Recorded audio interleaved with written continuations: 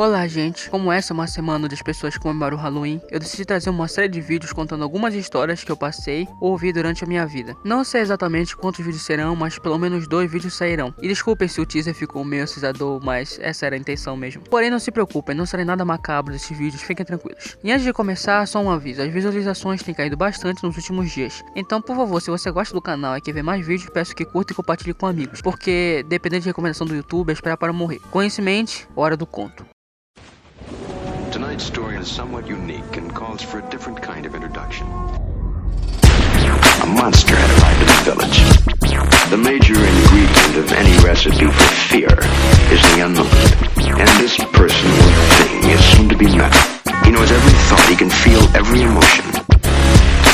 Bom, essa é uma história que eu ouvi de minha avó durante minha infância. A fonte... realmente não faço ideia e nem mesmo ela. Só diz que ouviu essa história de algumas pessoas mais antigas que ela. Quando eu era criança, minha avó frequentava uma igreja diferente de que eu e a minha mãe. Dessa forma, muitas vezes ela precisava ir sozinha e era uma distância considerável de casa até lá. E como vocês devem estar pensando, poderia ser uma caminhada muito perigosa. Ou seja, acabava que algumas vezes eu ia com ela. E como eu não estava muito interessado em ir, ela me contava histórias para eu me entreter durante o caminho. E uma eu não pude esquecer. Antes de começar, eu só queria deixar uma coisa bem explicada. Às vezes, pelo fato de sermos crianças, ficamos amedrontados por elementos que talvez nem tenha algo de assombroso, mas eu acho que só a experiência em si já é uma boa história. Bom, agora é a história. Certa vez um casal que recentemente havia se casado decidiu comprar uma casa para se mudar.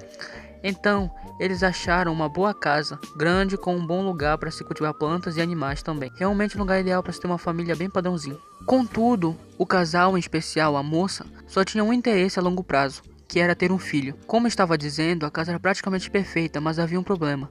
Ela ficava em uma rua bastante perigosa. Muitos assaltos ocorriam naquela área e muitas pessoas já haviam morrido vítimas de assaltantes e todos sabiam disso. Esse era o motivo de ninguém ter se interessado pela casa até então. O casal então começou sua vida naquele lugar, indo tudo certo. Naquele ritmo as coisas pareciam ser perfeitas, mas o tempo começou a passar e a moça que sonhava com um filho não conseguia engravidar. Não se sabe exatamente o motivo que impedia ela de ter filhos, mas com o tempo ela entrou em uma melancolia profunda, pois um de seus maiores sonhos era poder ser mãe, o que parecia cada vez mais distante da realidade. O marido então percebeu que a mulher que amava não estava feliz ao seu lado. Então, um dia ele estava pensando em alguma forma de dar alguma alegria à sua esposa enquanto andava pela casa, até que ele percebeu o espaço para as plantas, que no momento estava vazia. Ele então teve a ideia de presentear ela com uma planta para cuidar. É, tipo, trabalho para se ocupar.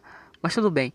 Nem sei se essa história ocorreu mesmo. Para a infelicidade do homem, a sua mulher não se alegrou nem mesmo com o presente, sendo praticamente apática com relação ao que tinha ganho. Ele então ficou bem decepcionado, pois não sabia o que fazer para dar alguma felicidade a ela. Agora, ele também foi acomodado por uma tristeza profunda e decidiu sair de casa para andar e ter um momento de reflexão consigo mesmo. Porém, ele não podia prever a desgraça que estava prestes a ocorrer. No dia seguinte, a moça estava preocupada, pois o marido não havia voltado desde a noite passada. As horas passaram e 2 homens da polícia foram à sua casa e contaram o que ocorreu.